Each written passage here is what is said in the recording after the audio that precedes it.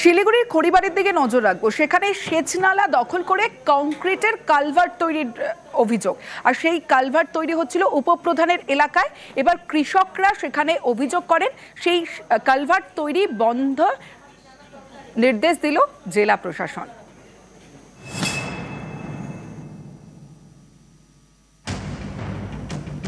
শিলিগুড়ির খড়িবাড়ি, এখানকার বুড়াগঞ্জ পঞ্চায়েতের উপপ্রধান থাকেন ডাঙ্গরভিটা গ্রামে।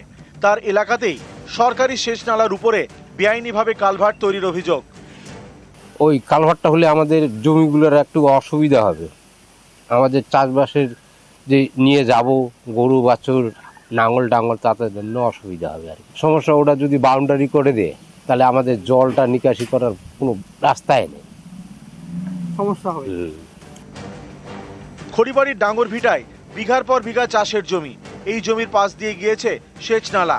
সেই সেচ নালার উপরে প্রায় 2 সপ্তাহ ধরে তৈরি করা হচ্ছে কালভার্ট। এই এলাকাতেই থাকেন বুড়াগঞ্জের উপপ্রধান।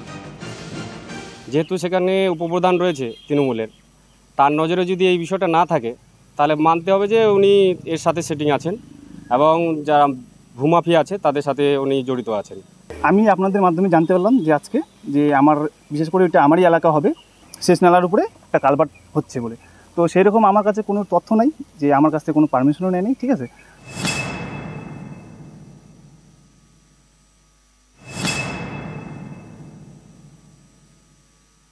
কালভার্ট বানিয়েছে সেটা তো অবৈধভাবে বানিয়েছে।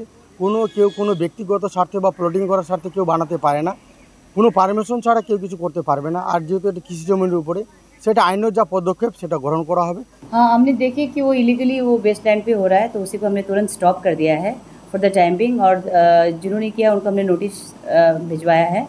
तो हम लोग स्ट्रिक्ट एक्शन लेंगे कि उनके पास ऐसा क्या डॉक्यूमेंट्स है या ऐसा मतलब कुछ सपोर्टिंग डॉक्यूमेंट बगैर विदाउट परमिशन ऐसा कोई नहीं कर सकता। तो ये चीज़ हम लोग देख रहे हैं। শিলিগুড়ি থেকে বিশ্বজিৎ মিশ্র, নিউজ 18 বাংলা।